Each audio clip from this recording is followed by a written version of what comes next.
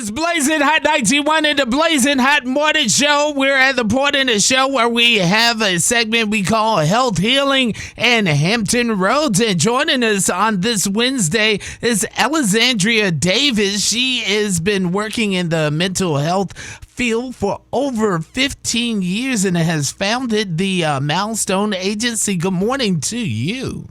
Good morning. How are you? Hey, I'm doing great, and we're going to talk about a subject that is definitely taboo, that has been around, and we just don't talk about it as African Americans as much inside of the community, and that is mental health in the family and mental health going on in the community, because this is Mental Health Awareness Month. Now, let's talk about mental health. What exactly, is mental health? Because I know we're thinking about the mind and everything else. So when you're talking about mental health, how does it impact us and our families?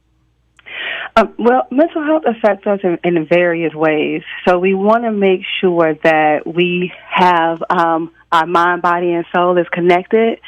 And so a lot of times we are dealing with anxiety and depression and we don't know it. And if we put a name to it, we're able to identify and get the help that we need. Mm-hmm. Yes, indeed. Go ahead. Yeah, so there is a lot of stigma surrounding mental health because no one wants to say that there's something wrong with them mentally. Everyone wants to be as normal as possible, whatever that means. There's no such thing as, I guess, normal. But we want to make sure that we are getting the help needed. And a lot of times it's just dealing with the functionality of the emotional and behavioral adjustments to life. Mm-hmm. Yes. A lot of times we just don't talk about it because we'll label somebody as, that's just the way they are, and we want to be passive about just letting that behavior slide, especially inside of our families. We don't want to talk about it. Yeah, well, when you're thinking about the African American culture, we're taught to, not to discuss our problems or, we are able to, solve our own issues, and don't tell the family business. That's like a common. That's a major one. Yeah. Yeah, that's a common theme for African Americans, and we feel like if we're able to get through slavery and we're able to get through all the hardship, then that means we can get through this mental thing, right? And so we sometimes downplay it, or we sometimes just don't want to talk about it or seek any help. I do know a lot of times, African Americans, when we try to seek help, we may come across not having a therapist or a provider that maybe look like us that can actually understand where we're coming from. I know I get that a lot with a lot of our clients, which actually was the reason why I actually started my practice, because I heard that a lot of clients, saying that they did not have any individuals that will look like them and they don't understand. So it's difficult for the African American culture to trust, I guess, society. Because if you look back, at the history, society has not always been nice to us. Oh, just say it. It's been horrible. You think about it, taking away everything, going in slavery, bondage, everything else. Right. It's just been horrible. So how can you discuss those type of issues, Yeah. And then with the African American culture, we have a sense of pride. We have a sense of strength, and we can overcome things. So a lot of times that get in the way. And then with the African American culture, church is the centerpiece of our existence. And so, a lot of times we may think I can pray it away. And it'll get better, So just coming from maybe a spiritual piece when dealing with the African American culture and adding that piece in spiritually as well as seeking help from an outside provider is a way of trying to tackle the stigma surrounding mental health and having a conversation about it, because we talk about depression, we talk about anxiety, we talk about PTSD, but what do those things look like and what are they? There you go. You brought up a major point because the church has been the center of the African American family, but Yes. the church has not really addressed a lot of these issues, is scapegoated a little bit over the years and have not hit it straight on. Yes, I can talk Yes. about the spiritual being and bringing the spiritual being into one, but there are a lot of hurt people that are still there that have not really dealt with their issues, and part of that issues is mental health.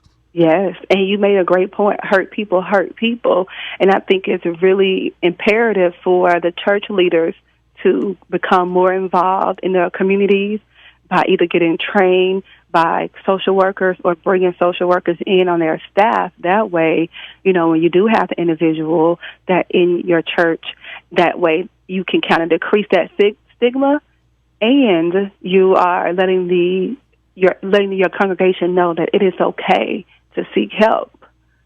So I think that will take, as far as that stigma with the church and the African American community, I think that the church leaders will have to take a stance and will have to discuss it and have a conversation about it. That way it would be a little bit more easier for us to talk about it and try to get some help.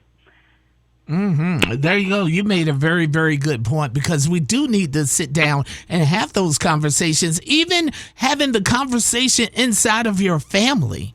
Yes, yes. Even you are absolutely right. Having a conversation with our children and with our partners, talking about depression, talking about what is depression, how does it look? When you have your depressed mood or you lose interest in your activities, and it's causing significant impairment within your daily life. So you want to make sure that any of these symptoms, if you're having any, just talk about it. It's like, hey, this is what I have going on.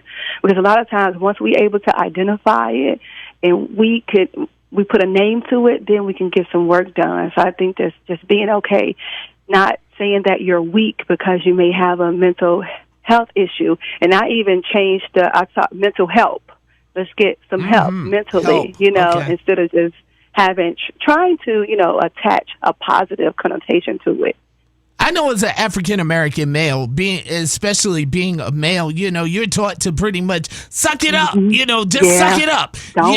Don't cry and everything else that comes up. Do you see that a lot? Absolutely, we do. I had a client that because we provide services to children as well, and the dad made the referral for his daughter, and he was on the phone with me, and he was like, I feel like I failed her. And so just being that positive reinforcement to dad and letting him know, like, no, you didn't fail her. I think you've done the best that you can do by saying, hey, I don't know what's going on, but I know there's a problem, and I need help. And I think that was the biggest step that did, but it was so hard for him to do that and to say, my daughter needs help. But I say, you've done 50% of the work. And so for him, I think that was really reassuring. And he has been, his daughter has been in services with us for probably like a year now, and she's doing really well. And I know I called him often and check on him just to see how he's doing, because I know that was a really big step for him, and I know that was difficult. And so understanding, I think, as private providers, understanding the dynamics and the cultural differences that we all display, I think that, and coming from a person-centered approach where each individual is different, I think that will help move forward in trying to decrease the stigma surrounding mental health. Have you seen a little bit of a shift within cultures? And we were just talking about African American culture, but have you seen the slight difference between the Asian community, the Latino community, as far as them being willing or not willing to talk about it? Yeah, we have had different cultures. Some of cultures are so easier to provide services because, as you mentioned, a lot of the Black and Brown culture, they really haven't had a really fair shake at life in our American society. So a lot of times they're distrusting. And Okay. so I think that if you are a really genuine person and you are a civil service and your goal is to come back to STEM mental health, you have to really get in a community. And that's one thing I like about being in a community, because when the client in a community see you're involved and engaged, they'll trust you a little bit more. We can't stay behind a podium or do, and I think that's nice. That's great, having the speeches and all. We know what the problem is, so now we have to get involved and get engaged. We're talking to Alexandria Davis. She is the Chief Executive Officer of Milestone LLC out of Portsmouth, Virginia. So definitely you are local, providing health service, and has been for over 15 years. We got to thank you so much for dealing with that. But now let's talk about this elephant that's in the room, COVID-19 and the coronavirus, because so much has changed around the coronavirus. We're now home a lot more, where we used to be a little bit more transient. We're around our family. How has that impacted our day-to-day lives as far as mental health? Well, it definitely can be a stress, an added stressor on all and everyone, because we don't know what COVID-19 is. We're going day by day, and with the news displaying the increase of numbers of individuals infected and individuals dying from the COVID-19. So we have definitely seen a shift in individuals seeking services. So depression has been high, anxiety. Post-traumatic stress disorder has been definitely high. I know I had a client that called in, and they were out went to the grocery store. They didn't wear a mask, but everyone around them had a mask on, so their anxiety increased because they were like, okay, well, I forgot my mask. I don't, I shouldn't be here, or should I be here, or is it safe? So we have those issues, which I think is really great that now mental health is being exposed, because now the individuals that really did not have maybe a mental health diagnosis, but it's taxing on our mental state by being at home, and your new normal is being at home, not really knowing if you can go out, if it's safe. Now the parents have turned into teachers, so the students or the kids are not going out and doing their normal routine. So we have a lot of moving factors that could play in a part of us dealing with and struggling with our mental state right now. That is so true, especially when you're home and you're around this environment 24/7, not getting a change in your view, not getting a change that is going on. Every day look the same. Monday looks like Friday. Not having anything to look forward to, because when we go out and we're working or the kids are going to school, you have your Monday and Friday routine that you have to be, and so you're looking forward to the weekend because you're shifting in your activities. So we don't have that right now because every day looks the same. And so just really, really trying to, I know one of the clients I provide services to, I told her, I said, just when you get up in the morning, do your normal routine, get up, take a shower, put on clothes as if you're going somewhere, and go sit in the living room. And then 30 minutes later, go to the kitchen. Change, you want to try to mentally change your environment, so that way it can kind of help boost the esteem, because I know, we have that going on right now, and we don't know how much longer we have to be, social distancing. And I also want to encourage individuals, do not social isolate. I know we have the social distancing, but, still call your friends, FaceTime. Social media has become like, our best friend. So just, still do those activities and try to do those activities. Try to keep that actively engaging with individuals, because I know being at home and not being able to, go out to restaurants or go to work or go to school, but still try to socially engage.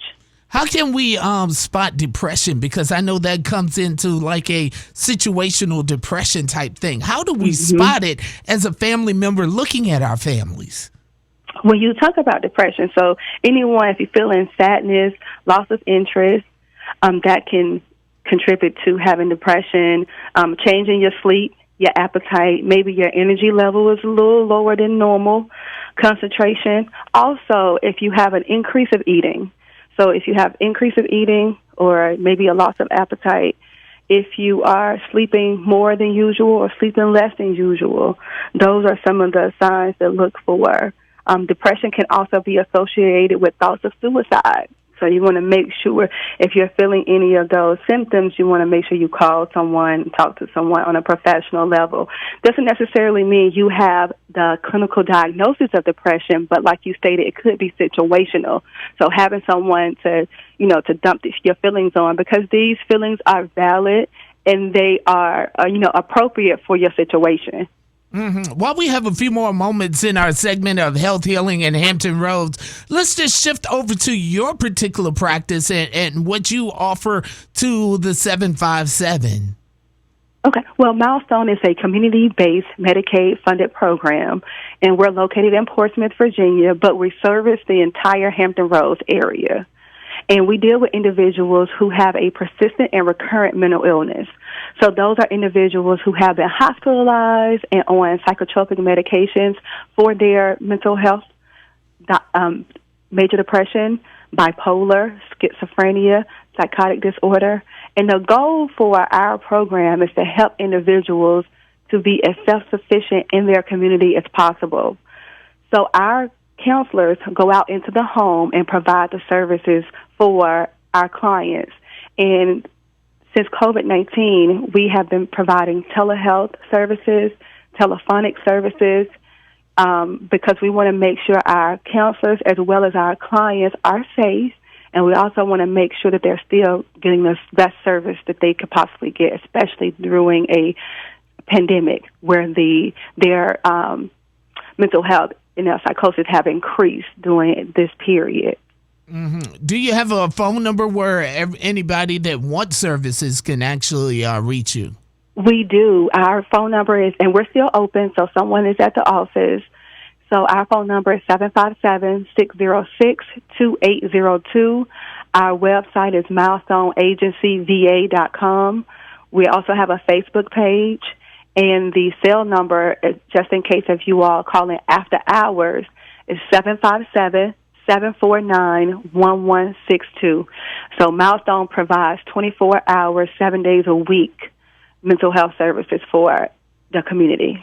Alexandria, I got to thank you so much for being a guest on Health Healing and Hampton Roads. We definitely got to have you back to talk more about this, because this is what we need to do to affect the community and to make a change.